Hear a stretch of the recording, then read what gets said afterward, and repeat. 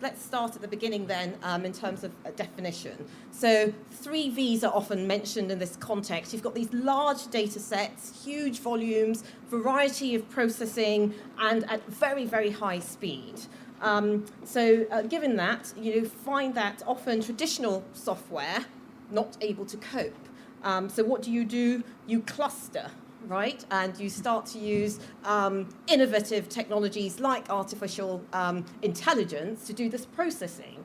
And what that leads to is this automated processing with potentially little oversight.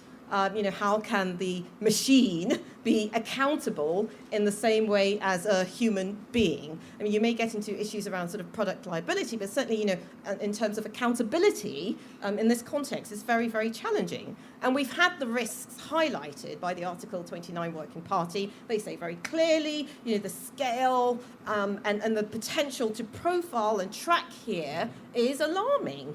Often security lags behind the expansion in volume of data, and individuals just have no idea, no clue. How can they possibly know what's being done with respect to their data in this context? They have lost control. The individual in this context, no control.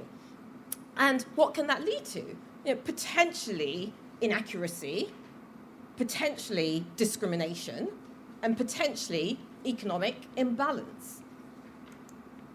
And we had a recent example with Royal Free where our regulator in the UK said, actually, the governance wasn't quite right in this context. You had 1.6 million records being processed. Where was the legal basis?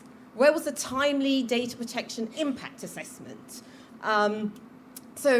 Work to be done. Where was the audit trail around decision making? So work to be done. And in particular, obviously, where you have special categories of data being processed. And that led to an enforcement notice in that context.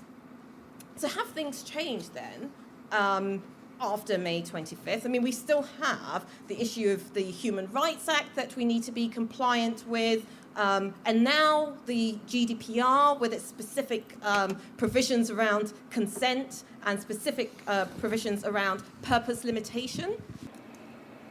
So back to the GDPR then, because that's the game changer in this area after May 25th. As I mentioned, it's very difficult to rely on consent as a processing ground in this context. And given the high bar set under the GDPR in particular, where you are profiling, where there may be a decision made that has a legal effect on an individual, then obviously, explicit consent is the requirement, affirmative action, and where you have clusters of machines scanning over huge volumes of data, how are you able to actually obtain that? You don't actually know often what the result of the insight is going to be until after the event. So again, incredibly challenging.